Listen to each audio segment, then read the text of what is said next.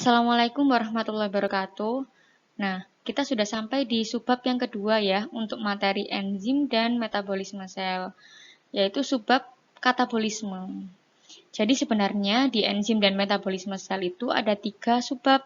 Yang pertama enzim, yang kedua katabolisme, yang ketiga adalah anabolisme. Jadi katabolisme dan anabolisme sendiri masuk di dalamnya metabolisme sel. Nah, untuk sekarang yang kita bahas dulu adalah mengenai katabolisme. Oke, siap ya?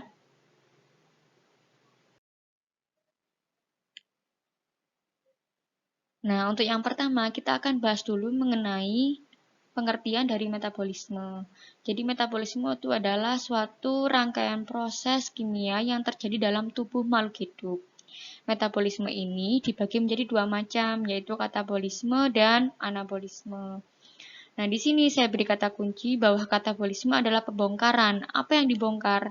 Yang dibongkar adalah suatu senyawa yang lebih besar atau kompleks dibongkar menjadi senyawa yang lebih sederhana.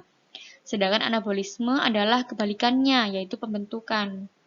Pembentukan dari senyawa-senyawa sederhana menjadi senyawa-senyawa yang lebih kompleks.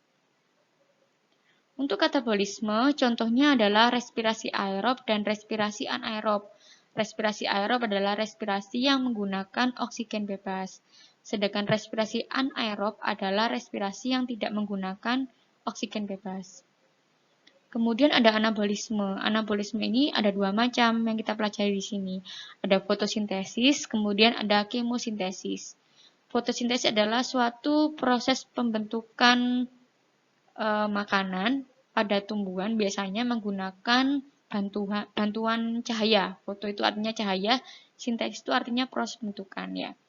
Kalau kemosintesis, kemo artinya kimia, sintesis pembentukan. Jadi pembentukan suatu bahan makanan pada makhluk hidup dengan bantuan energi kimia, kemo ini ya.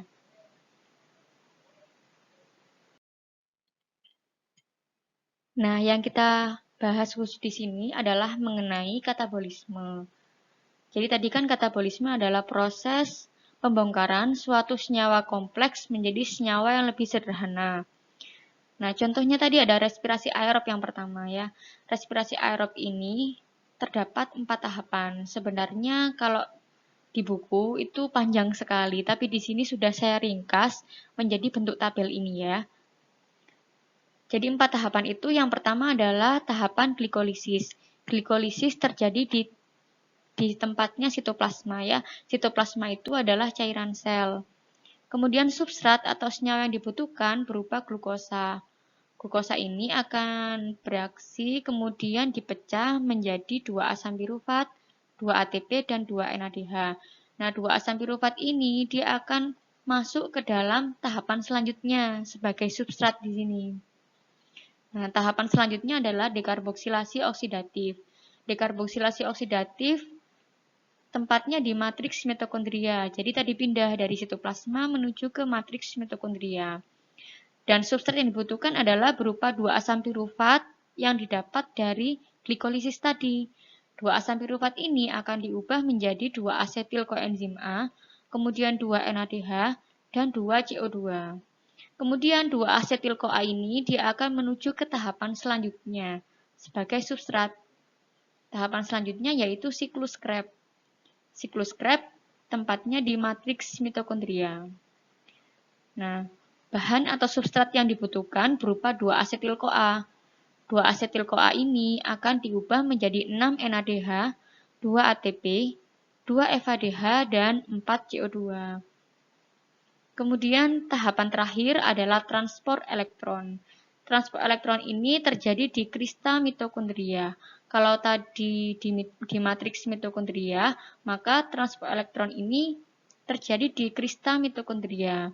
Pada waktu transport elektron, semua NADH yang dibentuk ini di tahapan-tahapan sebelumnya, kita jumlah hasilnya berapa. Kemudian kita jadikan ATP semua NADH itu. Satuannya seperti ini ya. Jadi 1 NADH itu sama dengan 3 ATP. Sedangkan 1 FADH sama dengan 2 ATP. Sekarang kita jumlahkan dulu NADH-nya. Nah, di sini ada 2 NADH. 2 NADH kemudian kita jumlah 2 NADH lagi, kemudian kita jumlah 6 NADH. Totalnya adalah 10 NADH. Nah, 10 NADH itu kita jadikan ATP. Kalau 1 NADH sama dengan 3 ATP, maka 10 NADH sama dengan 30 ATP. Itu dari NADH. Jadi dari NADH tadi 30 ATP. Kalian save ya, 30 ATP. Sekarang kita lihat FADH. Di sini FADH hanya ini saja ya. Terbentuk 2 FADH. Nah, 1 FADH sama dengan 2 ATP. Berarti kalau 2 FADH sama dengan 4 ATP. Jadi kita total dengan yang tadi, 30 ATP, kita jumlah dengan 4 ATP. Totalnya ini 34 ATP. Nah, 34 ATP ini kita jumlahkan juga dengan ATP-ATP yang lain. Nah, di sini ada 2 ATP. Kemudian di sini juga 2 ATP. Kita jumlahkan semua, 34 ATP ditambah 2 ATP, ditambah 2 ATP lagi, sama dengan 38 ATP. Tapi 38 ATP itu adalah hasil kotornya. Nah, ingat bahwa di proses glikolisis ke proses dekarboksilasi oksidatif itu tempatnya berbeda. Jadi karena berpindah tempat, yang awalnya dari sitoplasma menuju ke matriks mitokondria ini membutuhkan energi. Nah, energi yang dibutuhkan untuk pindah tempat itu sebanyak 2 ATP. Sehingga 38 ATP yang merupakan hasil kotor tadi kita kurangi sebagai 2 ATP. 2 ATP ini adalah energi yang kita butuhkan untuk berpindah tempat dari sitoplasma ke matriks mitokondria ini. Jadi dikurangi 2 ATP sama dengan 36 ATP. Ini adalah hasil bersihnya. Jadi hasil bersih dari respirasi aerob adalah 36 ATP. ATP ini adalah satuan dari energi kalau di dalam biologi ya. Jadi satu molekul glukosa itu bisa menghasilkan 36 ATP. Bayangkan kalau kalian makan satu piring nasi penuh. Kira-kira satu piring itu glukosanya kandungannya berapa ya? Kalau satu glukosanya saja itu 36 ATP hasil energinya. Bagaimana jika sepiring nasi? Nah, selanjutnya masih tetap mengenai katabolisme ya, tapi katabolisme yang respirasi anaerob. Kalau tadi kita membahas tentang respirasi aerob yang menggunakan oksigen, sekarang kita membahas yang respirasi anaerob yang tidak menggunakan oksigen bebas. Nah, proses respirasi anaerob itu sebenarnya sama dengan fermentasi. Fermentasi ini ada 2 macam. Yang pertama ada fermentasi asam laktat, yang kedua ada fermentasi alkohol. Nah, dua-duanya di sini membutuhkan substrat yang sama, yaitu berupa glukosa. Nah, glukosa ini dia akan diubah menjadi 2 asam pirufat di sini.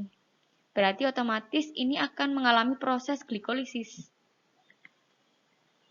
Glukosa mengalami proses glikolisis menghasilkan 2 asam pirufat. Nah, dalam prosesnya ini dihasilkan ATP juga sebanyak 2 ATP. Kemudian 2 asam pirufat ini dia akan diubah menjadi 2 asam laktat. Nah, ini adalah hasil akhir dari fermentasi asam laktat. Nah, proses pengubahan 2 asam pirufat menjadi 2 asam laktat menghasilkan NAD+. Jadi tadi NADH itu diubah menjadi NAD+. Kemudian yang kedua adalah fermentasi alkohol. Sama, di fermentasi alkohol ini, substrat awal yang kita butuhkan adalah glukosa. Glukosa itu akan mengalami proses glikolisis, kemudian menghasilkan 2 asam pirufat. Nah, proses pengubahan ini akan mengubah ADP menjadi ATP, sehingga akan dihasilkan juga 2 ATP di sini. Nah, kemudian 2 asam pirufat di sini akan diubah menjadi senyawa antara. Nah, senyawa antara di sini adalah 2 asetaldehid. Kemudian 2 asetaldehid ini akan diubah menjadi 2 etanol.